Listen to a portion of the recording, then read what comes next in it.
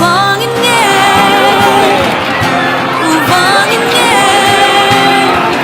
lúc nay anh mà cắn trả lên lúc mà đắm lòng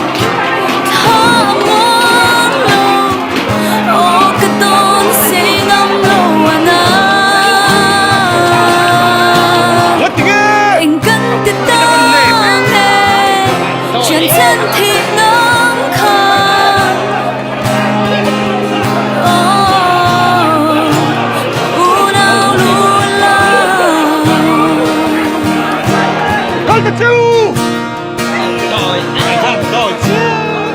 cây đi sâu pha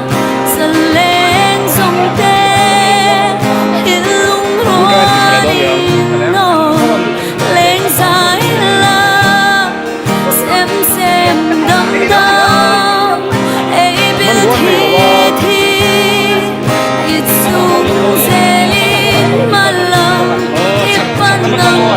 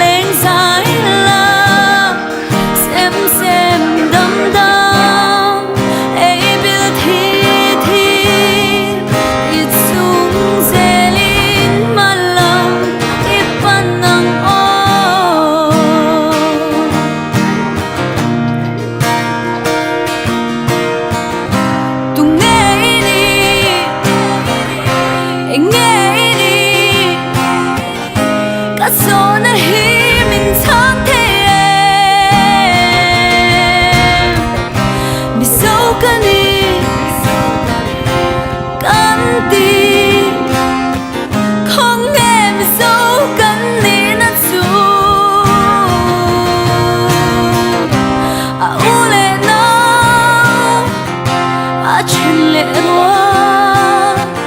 tô viên tung nghe tiếng chuông ngài lệ anh cần tin ta nghe chuyện thân thì ngắm khang u nào luôn là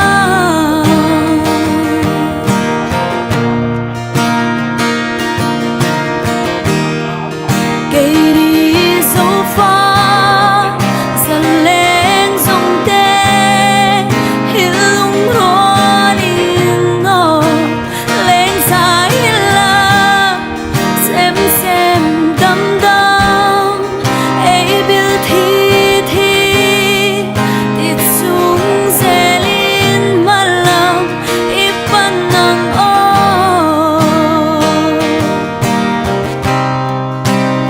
Ipan ng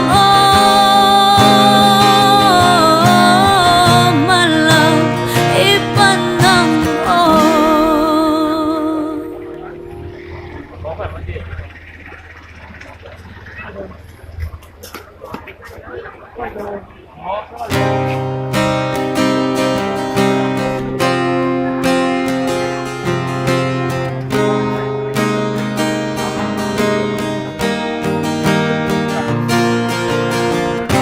anh vangin nghe tu vangin nghe lung nay aroma kan chale lung madam lo tha mong lo o katon say ngam lo ana anh cần tin ta nghe chuyện thân thì ngắm khang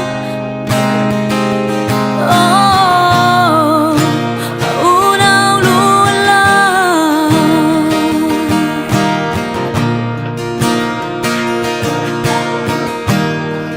cây đi dấu pha dần lên dòng tê hiểu lung hoa đi ngờ lên dài là xem đăm đăm ấy biết thi ít xuống dễ lên mà lòng ít ban nắng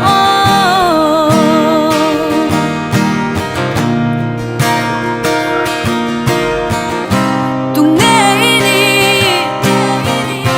anh nghe đi cả số na hi mình thang thế mi sâu cái đi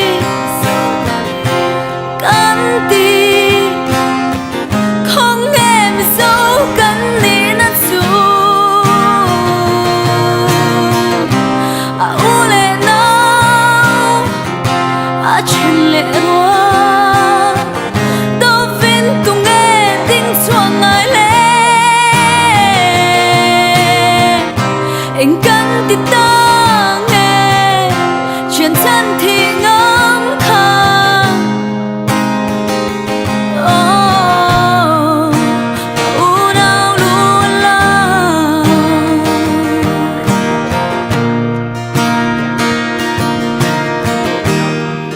cây đi dấu pha dần lên dòng tê hiểu lung hoa đi ngờ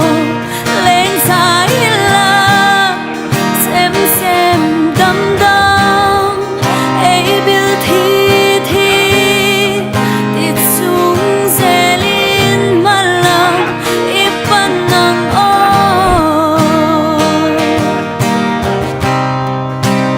ipan ng malam, ipan ng 왜 네가 뭐?